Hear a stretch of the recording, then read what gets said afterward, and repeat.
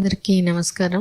ఇక్కడ ట్రీట్మెంట్ తీసుకొని గర్భం వచ్చిన వాళ్ళు, డెలివరీ అయిన వాళ్ళు వాళ్ళ ఎక్స్పీరియన్స్ ఇప్పుడు చెప్తారు. వెన్నెల వాళ్ళ హస్బెండ్, అదే మీ ఎక్స్పీరియన్స్ చెప్పండి. ఎట్లా ప్రెగ్నెన్సీ? అంటే ఫస్ట్ మేము విజయవాడలో వర్క్ చేసేవాళ్ళం మేడం.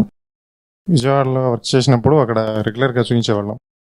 చూపించినప్పుడు అక్కడ ఒక 1 year తర్వాత ఒక డాక్టర్ దగ్గరికి వెళ్తే వాళ్ళు డైరెక్ట్ ఇంకా మీకు ఓన్లీ ఐవీఎఫ్ఏ, నార్మల్గా అయితే అవ్వదు అని చెప్పారు మేడం. ఇంకా మేము కూడా ఐవీఎఫ్కి ప్రిపేర్ అయిపోయాం. ప్రిపేర్ అయిపోయి ఐవీఎఫ్కి ఒక 10 lakhs అలా అయితే అంటే ఇంకా మేము చూసుకుంటా ఉన్నాం. ఆ టైంలో మాకు గాడ్స్ గ్రేస్ వల్ల నెల్లూరుకి ట్రాన్స్ఫర్ అయింది. మేము ఇక్కడికి వచ్చాం.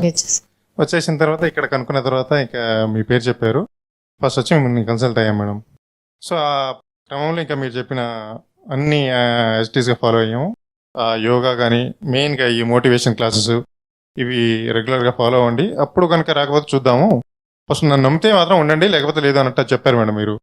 ఇంకా మాకు కూడా ఎందుకో నమ్మకం కలిగింది. సో మేము ఇంకా ప్రొసీడ్ అయిపోయాం మేడం. కరెక్ట్గా తను బాగా కష్టపడింది. నేను వెయిట్ తగ్గుతాను అని అనుకుంది మేడం. 5 kgs తగ్గింది.